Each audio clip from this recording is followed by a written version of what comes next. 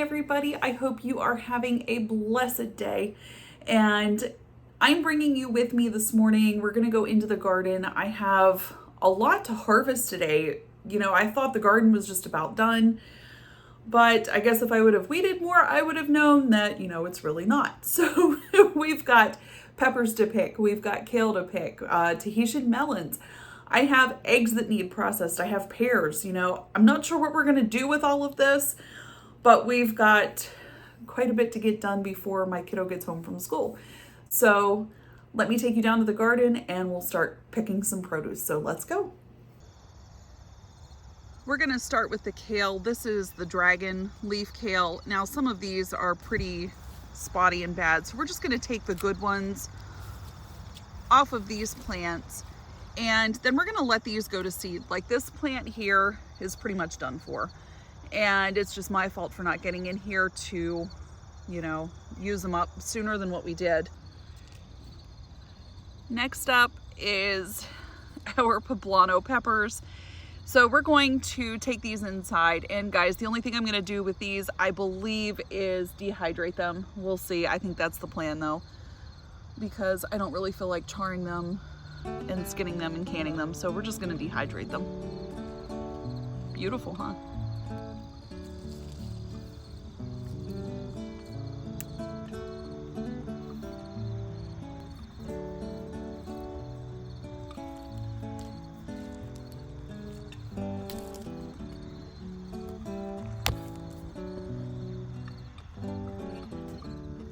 You're all dirty.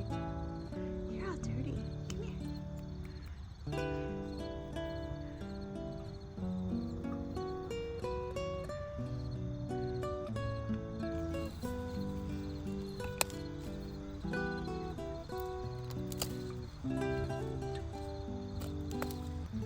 We also have these little guys, and there's not really enough to do a whole lot with them, but I think I'm gonna ferment these and try and make some hot sauce. I'm not sure how hot it's gonna get, but we'll give it a whirl.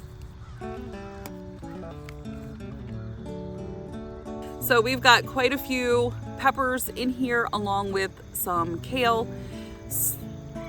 I think the plan is dehydrate these, ferment these, and then I'm gonna throw this kale in with our pears, and we're gonna make some smoothie packets because I have some bananas that need to be used up too, so we can do that and make some green smoothie packets out of it. So let's head to the kitchen. I'm not taking you to harvest the melons because they are so large that I can't carry them and film and hold the camera. I can't do it. All right, these are these are our huge Tahitian melons.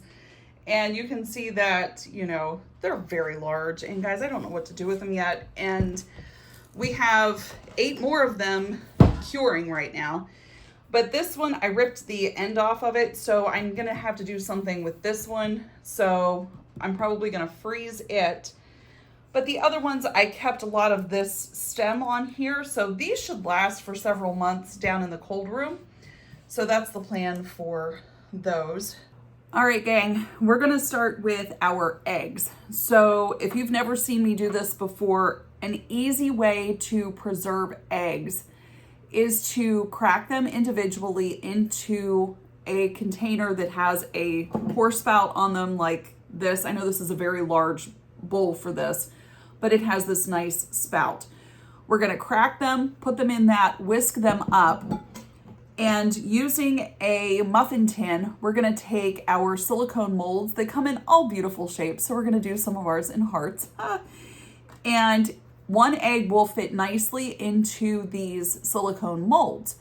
We'll then put them in the freezer, and when they're done, we'll store them in Ziploc bags. That way, over the winter months when our chickens take a siesta from laying any eggs at all, we will still have farm fresh eggs in the freezer to use. Now, mind you, they're only going to be good for probably 6 months, but if you use what is in your freezer and you get them used up, that is, you know, going to bide you a few weeks or more of having eggs.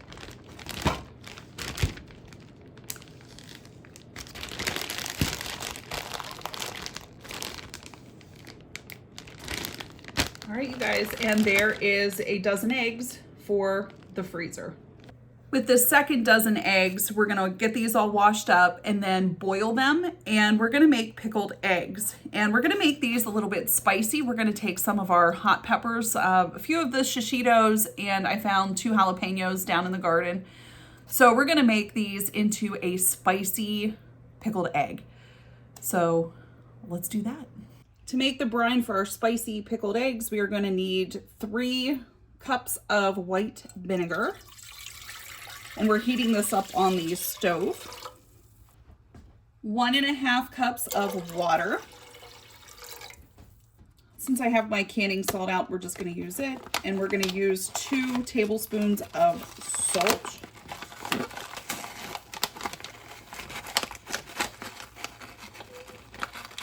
Maybe.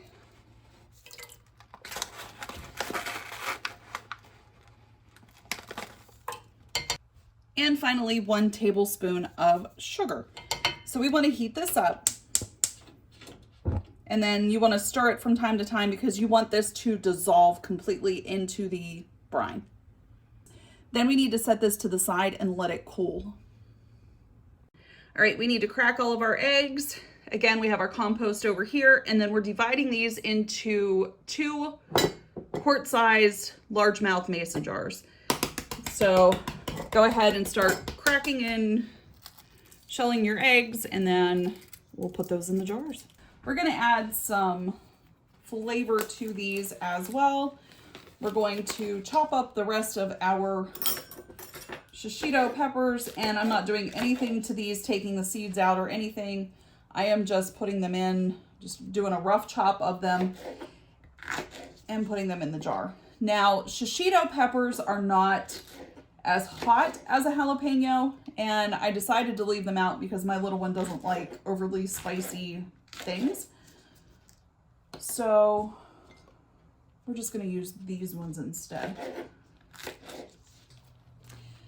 Now I have some garlic to put in, and typically I would only put 1 clove of garlic in each jar, but these are all sprouting and I have to do something with them. So we're just going to cut those sprouts off and smash these and put them in the jars. We're also going to be adding some dill to this.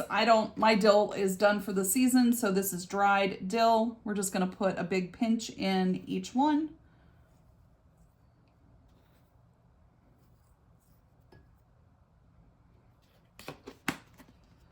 I have bay leaves. We're going to put 2 bay leaves in each jar. And I buy my bay leaves in bulk at our Amish store. It saves a lot of money. Like this bag was 39 cents. So,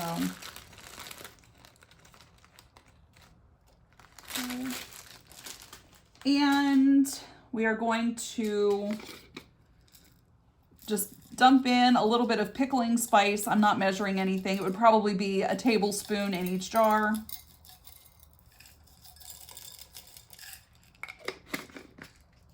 All right, we're gonna add some onion slices then to each jar. And that should be all of the seasonings that we have at this point. Okay, now we're gonna come in with our brine. And actually, I think it would be easier to do this. This isn't completely cooled off, and quite frankly, I don't care. We're gonna cover the eggs with in each jar with the brine. We're gonna let this come to room temperature, and then we will store these in the refrigerator.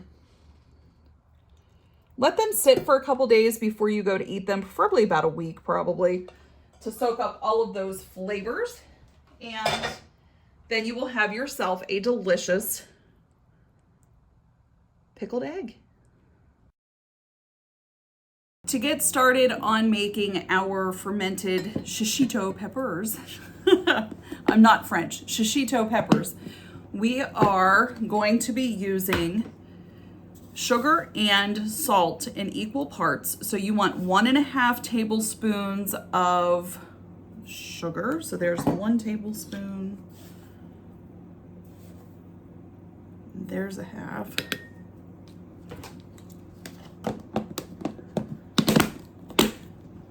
Now I am using canning and pickling salt. You could also use kosher salt as well.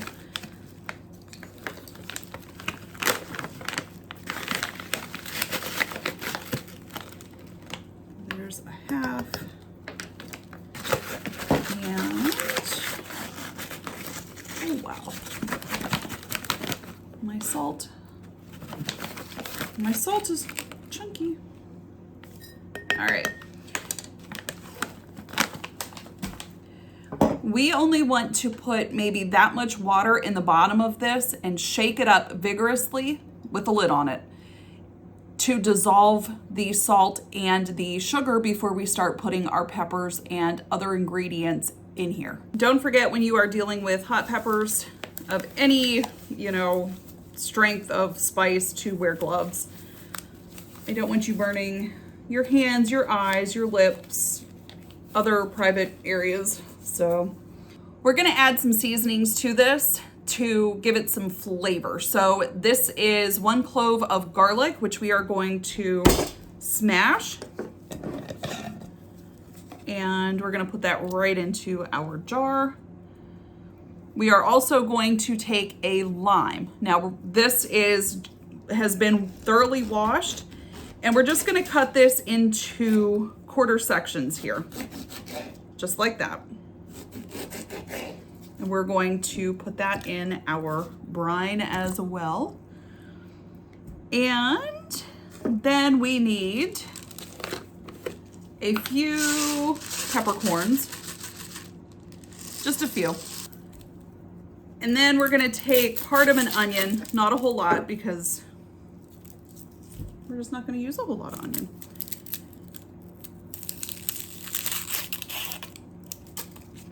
We're gonna slice this.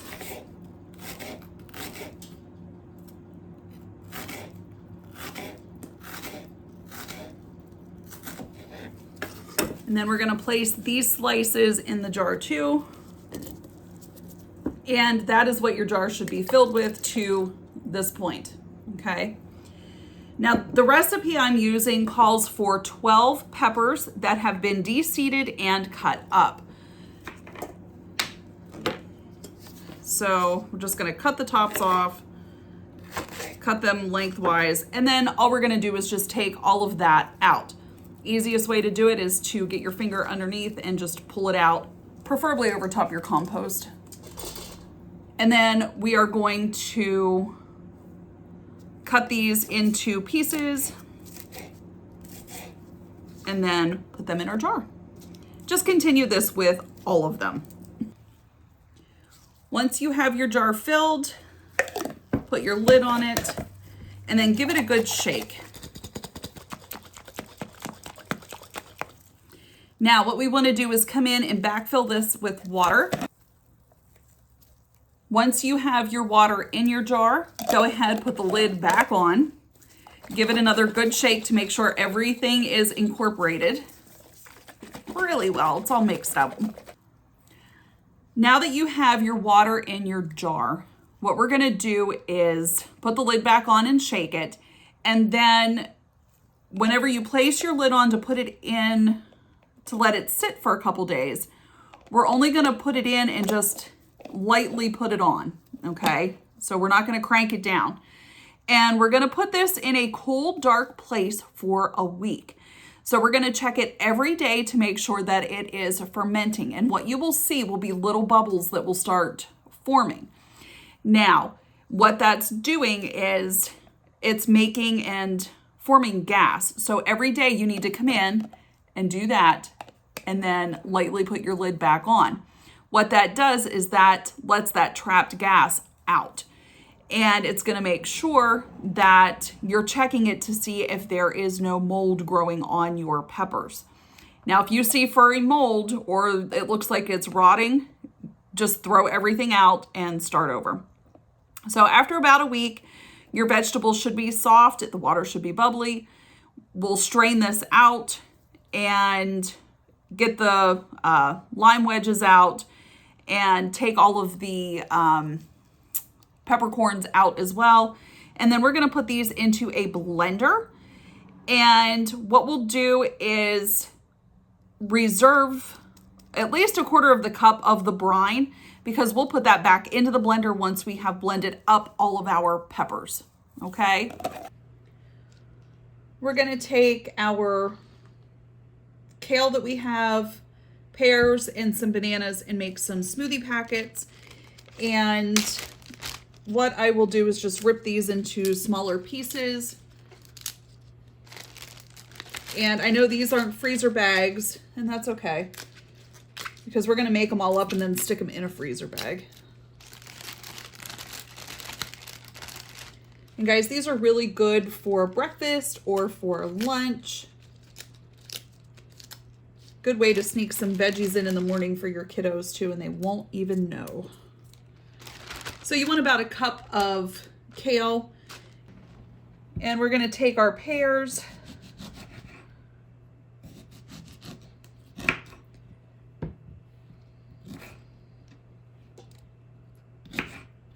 You want everything chunked up.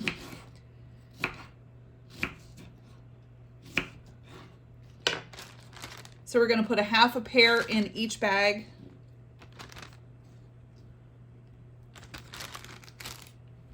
And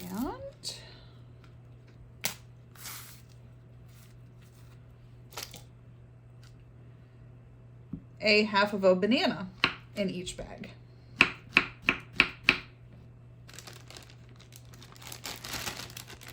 So that is what goes in the freezer. Now it is time to make these in your blender. I prefer using a high-speed blender for this. You don't have to, but it grinds up the kale so that you can't even tell it's in there.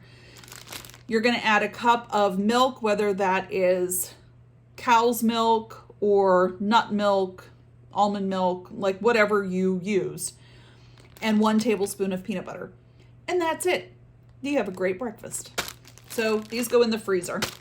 Thank you guys so much for taking time to watch us this weekend, and I hope it helped you, use some of your produce in some different ways. So I'm getting inside because it's really cold, and we'll catch you next time. Take care and God bless. Bye.